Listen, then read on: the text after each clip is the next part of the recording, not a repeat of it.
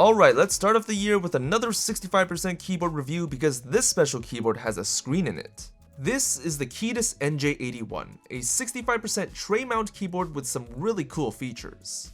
Starting with the exterior, we've got a full plastic housing with a matte coating on top, we've got kickstand feet with soft rubber tips, a power switch, USB-C port on the left side, and a really cool TFT info screen that we'll talk about later. This keyboard is available in this white and black colorway, but there's also a blue and black version that closely resembles the Blue Samurai keycap kit from Drop. The look of this keyboard is pretty basic, but it's all about what's inside the keyboard that makes it special. So starting from the top, this keyboard comes with cherry profile dies-up keycaps, and if you don't like the accent colors, that's okay because the box includes some extra white keycaps to replace them, which also include the corresponding Mac OS keys. Underneath the keycaps, we have the Kale Strawberry Ice Cream Pro switches, and these are pretty nice. They're factory lubed linear switches that feature a new cylindrical stem design. And underneath the switches, we have a hot swappable north-facing PCB with 5-pin compatibility.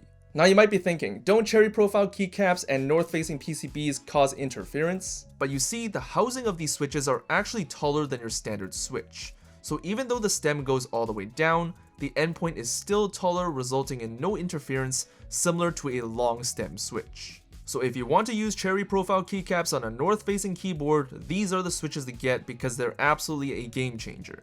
And speaking of game changer, the stabilizers on this keyboard are actually top notch. They're factory lubed plate mount stabs, but they sound absolutely phenomenal for a stock board.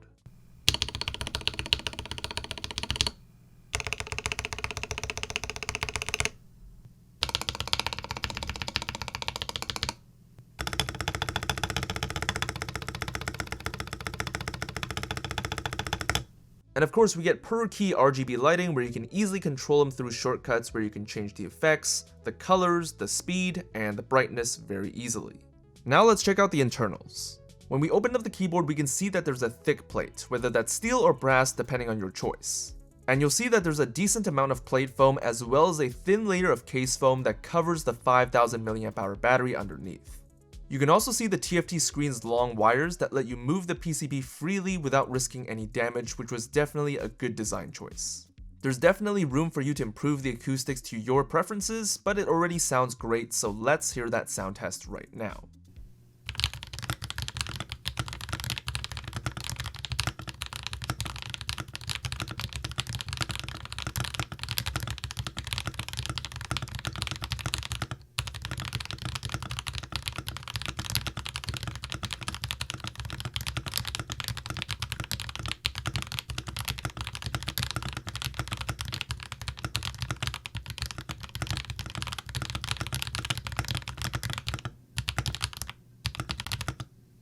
As for connectivity, you can either get the dual version mode, which is wired and Bluetooth, or you can get the triple version, which is wired, Bluetooth, and includes a 2.4G receiver for better wireless latency. Bluetooth lets you connect up to 3 devices at once, and all these connections are easily switched using function 1 to 5. And it's easily identifiable through the screen, which is really nice. As for pricing, it's going to be between $100 and $170. This particular configuration with the brass plate and the triple connectivity is the most expensive one, while the $100 version is a bare bones kit with a steel plate, and the cheapest option for a pre-built is $120, which is still a pretty good deal. Lastly, we have customizability. There's a proprietary software that comes with it, which happens to have a different file depending on whether you get the dual or triple version. It's the same typical stuff where you can remap most of the keys, different layers, create macros, and work on more specific lighting options. You can also upload pictures and GIFs to work on the screen too, which is kind of crazy. You can use the screenshot to know how to use the software for the screen because there's no guide and it's actually really confusing. But the software is also the crutch of this entire keyboard and is where I have to rant a little bit. So when you first get the keyboard, there's a Keydous animation and you're able to change the colors of the background and outline of the information. However, once I upgraded the firmware, everything went to hell. All of a sudden, all my colored outlines and backgrounds were no longer available and was now stuck with just black and white.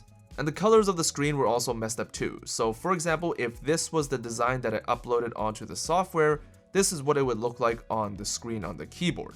And if you are to upload a new GIF onto the keyboard, there is no way for you to get back that original Keydous animation, even if you factory reset the software, and I'm still pretty annoyed about it because it's a really clean stock animation.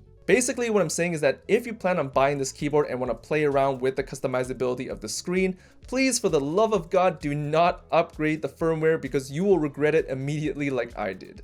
Overall, it's still a very solid keyboard choice considering what you get. And even though the physical specs are pretty subpar with it being a plastic tray mount, it will still turn some heads thanks to that TFT screen. Pricing is pretty fair, and the fact that you can get it as a bare bones kit means adding your own switches and keycaps is way easier. But there's absolutely nothing wrong with those stock PBT keycaps and Strawberry Ice Cream Pro switches. But let me know what your thoughts are on this keyboard because I think it's a really great keyboard, especially as an entry keyboard for people coming into the scene.